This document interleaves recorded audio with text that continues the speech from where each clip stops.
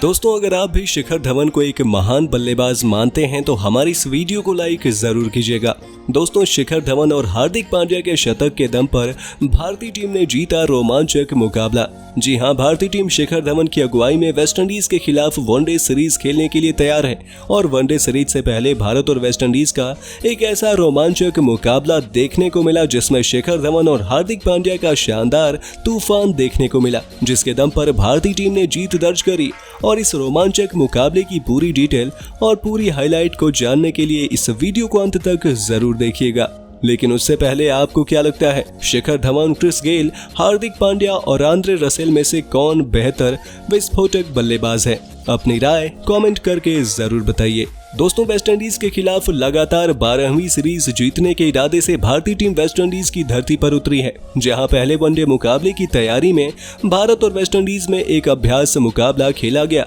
जहां भारतीय टीम की कप्तानी शिखर धवन ने तो विरोधी टीम की कप्तानी निकोलस पूरन ने करी। और सबसे पहले निकोलस पूरन ने टॉस जीतकर पहले बल्लेबाजी करने का फैसला किया और भारतीय टीम के गेंदबाजों ने शानदार शुरुआत करी, जिसमें बल्लेबाजी करने आए ब्रेंडन किंग और शाई होप पहले ही ओवर में अर्शदीप सिंह की शानदार गेंदबाजी का शिकार हो गए और दोनों बल्लेबाज 3 गेंदों पर 2 रन बनाने के बाद विकेटकीपर संजू सैमसन के हाथों कैच आउट हो गए। तो वहीं बल्लेबाजी करने आए ब्रुक्स को दूसरे ओवर में गेंदबाजी करने आए मोहम्मद सिराज के द्वारा बिना खाता खोले ही क्लीन बोल्ड कर दिया, जिसके बाद पारी को संभालने के लिए निकोलस पूरन और रॉबिन पॉवेल ने बल्लेबाजी का भार संभाला और दोनों बल्लेबाजी करने में महारत हासिल किए हुए हैं। लगातार तेज तर्रार बल्लेबाजी कर रहे थे। दोनों ही बल्लेबाज प्रत्येक ओवर में 4 के रन रेट से प्रत्येक 3 या 4 ओवर में एक बाउंड्री अवश्य लगा रहे थे और दोनों स्ट्राइक रोटेट करते हुए पारी को आगे बढ़ाने का काम कर रहे थे। लेकिन इसी बीच दोनों बल्लेबाजों ने अपना अपना अर्धशतक भी पूरा कर लिया,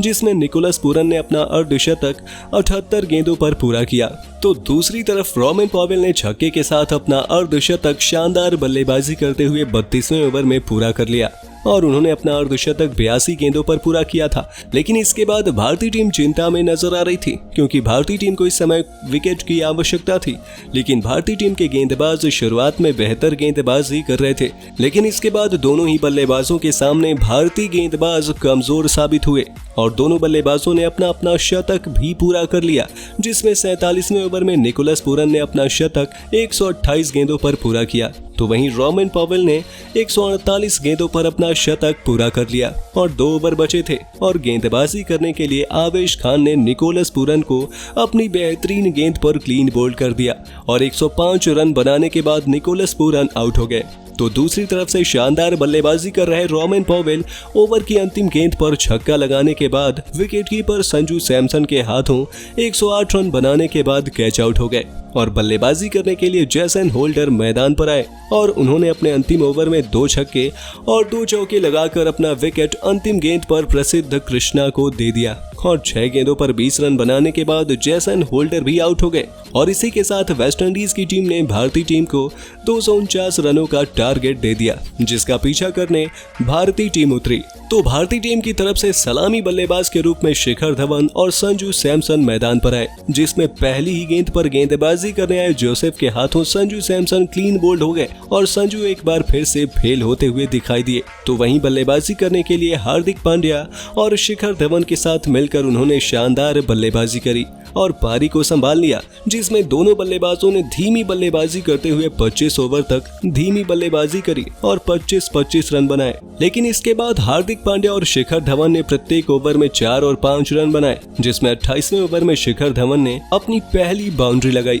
तो 29वें ओवर में हार्दिक पांड्या ने अपनी पहली बाउंड्री लगाई और 30 ओवर तक 65 रन बना दिए। इसके बाद दोनों बल्लेबाजों ने ताबड़तोड़ बल्लेबाजी करनी प्रारंभ कर दी, जिसमें 38वें ओवर तक दोनों बल्लेबाजों ने अपना अर्धशतक पूरा कर लिया, जिसमें शिखर धवन ने 102 गेंदों पर अपना शतक पूरा किया, तो वहीं 101 पर हार्दिक पांड्या ने अपना अर्धशतक पूरा किया और 40 ओवर तक 140 रन बना दिए भारतीय टीम ने। लेकिन इसके बाद 10 ओवर में जीत के लिए 110 रनों की आवश्यकता थी, जो बहुत ही ज्यादा मुश्किल लग रहा था और शिखर धवन अपनी ताबड़तोड़ बल्लेबाजी करने में लगे हुए थे। जिसमें उन्होंने एक ही ओवर में लगातार 4 चौके जड़ दिए। तो वहीं 44वें ओवर में हार्दिक पांड्या ने भी अपना विकराल रूप धारण किया और एक ही ओवर में 4 छक्के जड़ दिए और अब 5वें ओवर में जीत के लिए 55 रनों की आवश्यकता थी। तो वहीं 47वें ओवर में हार्दिक पांड्या ने फिर से एक ही ओवर में 3 छक्के लगाकर मुकाबले में रोमांच पैदा कर दिया और अपना शतक भी पूरा कर लिया।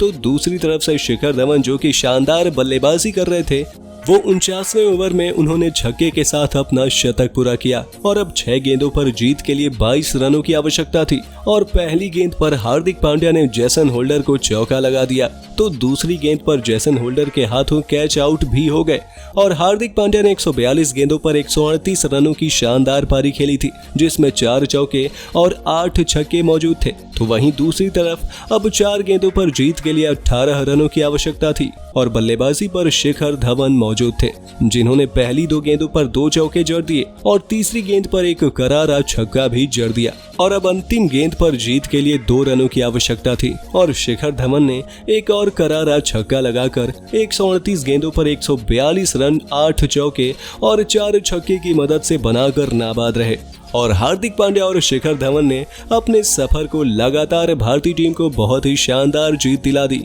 तो दोस्तों, आपको क्या लगता है, भारतीय टीम पहले मुकाबले में जीत दर्ज कर पाएगी या नहीं? अपनी राय कमेंट करके जरूर बताइए और ऐसे ही शानदार खबरों के लिए सब्सक्राइब कर लीजिए हमारे YouTube चैनल को।